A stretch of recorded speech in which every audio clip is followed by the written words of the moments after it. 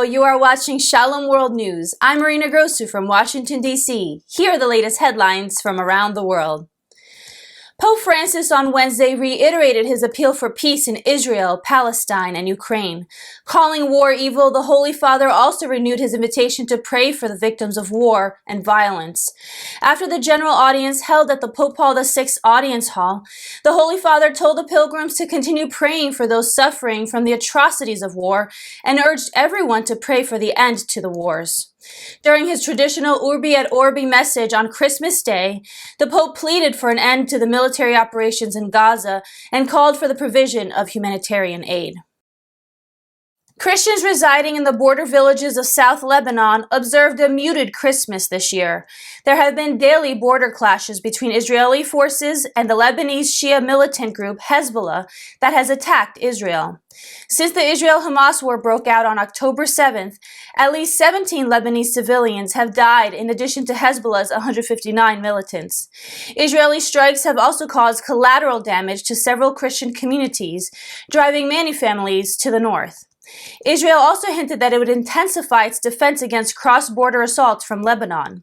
On Christmas Day, Maronite Patriarch Cardinal Bakara al-Rahi urged Lebanon to maintain neutrality.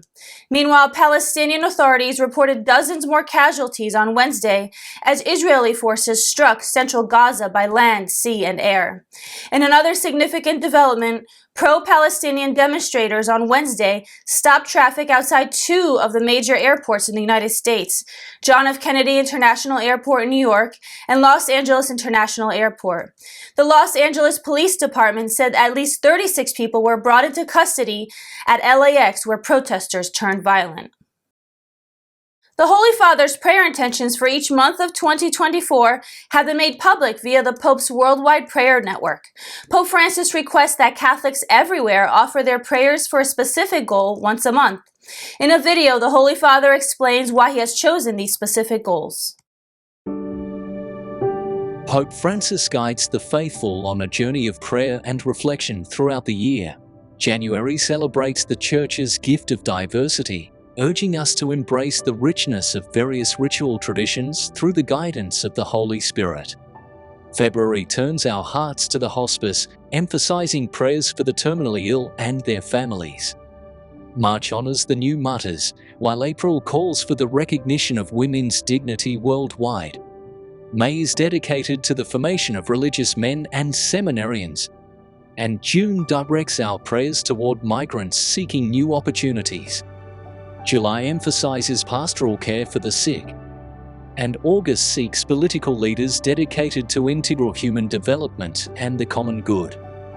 In September, Pope Francis urges us to heed the Earth's cry against natural disasters and climate change, making a personal commitment to planetary care. October calls for continued support for a synodal way of life within the Church. November is dedicated to comforting those who have lost a child. And December concludes the year with a focus on becoming pilgrims of hope, strengthened in faith and recognizing the risen Christ in our lives. News Desk, SW News. The parents of an 11-year-old girl have sued a Michigan school district, claiming that their daughter's middle school treated her as a boy without their consent. The parents, Dan and Jennifer Mead, stated that the Rockford Public School District intentionally deceived them about their child's so-called gender transition and violated their constitutional rights to exercise their religion and make decisions about their daughter's upbringing, education, and health care. Furthermore, the parents, backed by Alliance Defending Freedom, advocated for their right to control their child's development, seeking nominal damages and compensatory damages, along with a declaration that the district's policy violates their fundamental rights. The spokesman for the Spanish Episcopal Conference, Bishop Francisco García-Magán, has affirmed the right of the faithful to pray the Rosary in public. Speaking in the context of Rosary for Spain, Bishop Francisco emphasized that prayer is a peaceful act and that citizens have a right to pray in the public square. Rosary for Spain began on November 12th at the Sanctuary of the Immaculate Conception in Madrid, showing solidarity with citizens who have been protesting against the government since November 3rd. occurred. Despite attempts by the Madrid government delegation to halt the gatherings, the faithful have persisted in their prayers. Bishop Garcia-Magán's remarks follow the government's efforts to prevent the celebration of the Rosary. The Episcopal Conference of Honduras has invited Hondurans to join in a day of prayer for peace in the Central American country on January 1st, 2024. During the Christmas message, the president of the Bishops' Conference, Monsignor Vicente Nacher Tatay, urged the faithful to join together to pray for peace in the nation. The Archbishop of Tegucigalpa also urged families to attend church during Christmas season to jointly worship God and to pray for the peace of the world and the nation. The bishops also expressed their hopes that 2024 will witness progress towards a world where peace rules everywhere and in all hearts. Hungarian President Katalin Novak has called out the brutal attack on Christians in Nigeria after media reports surfaced about the killing of at least 160 people in the Christian-dominated areas of Plateau State over the Christmas weekend. Fulani herdsmen are suspected to be behind the massacre. In a post on X, Novak shared her thoughts and prayers with the families of the victims. She said that this massacre must end and emphasized the need for persecuted Christians to receive help. Rights groups International Society for Human Rights and Rule of Law said more than 50,000 Christians have been killed in Nigeria since 2009, with 14 million Christians being forced to flee their homes. An ANSA-reported circular from Italy's Department of Public Security indicates that the nation is stepping up its security measures in anticipation of possible terrorist strikes on New Year's Eve. The ongoing war in Gaza is the cause of rising security concerns since it has raised the risk of jihadist attacks. The circular also highlighted the possibility of mass sexual assault incidents, referencing similar events that took place in Piazza del Duomo in Milan 2 years ago. To guarantee public safety during the New Year's Eve celebrations, Italian authorities are putting strict security measures in place in public squares and other strategic areas. Canada will be one of the few nations to legalize assisted suicide for those suffering from mental diseases beginning in March. Politicians and mental health professionals have opposed the measure on grounds that it would impede efforts to help patients and prevent suicide. The Conservative Party of Canada condemned the move as fueling a culture of death. In 2016, Canada allowed assisted suicide for people with terminal diseases or physical and chronic ailments.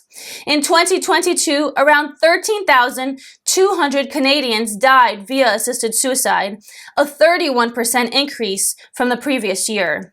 Meanwhile, Prime Minister Justin Trudeau's government justified the planned expansion of assisted suicide by citing a 2019 Quebec court ruling.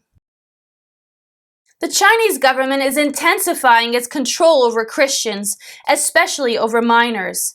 Since 2015, President Xi Jinping has implemented a campaign framework called Sinicization to govern religious affairs in the country. The campaign demands the religions in the nation to adopt Chinese traits and fit into socialist China. To ensure that future generations are ideologically indoctrinated to listen to and follow the Chinese Communist Party, Beijing is primarily enforcing its religious prohibitions on youngsters. Since 2017, Chinese youngsters are prohibited to participate in religious activities. Xi ordered the parents of kindergartners and middle school students to sign a pledge to not believe in religion and to submit the pledge to the teachers of their kids' schools. The White House National Security Council spokesperson Adrienne Watson expressed deep concern about the International Atomic Energy Agency's, or the IAEA, report on Iran's uranium enrichment programs. She highlighted escalating tensions in the region, citing Iran's proxy group's dangerous actions, which include drone and rocket attacks in Iraq and Syria, and attacks on commercial vessels by the Houthis. Earlier, the IAEA had warned about Iran's increased production of 60% enriched uranium, approaching weapons-grade levels.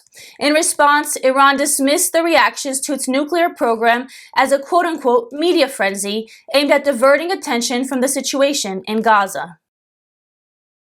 An appellate court reversed the conviction of former Representative of Nebraska Jeff Fortenberry, who was found guilty of lying to the Federal Bureau of Investigation on claims that he had received around $30,000 in illicit campaign contributions.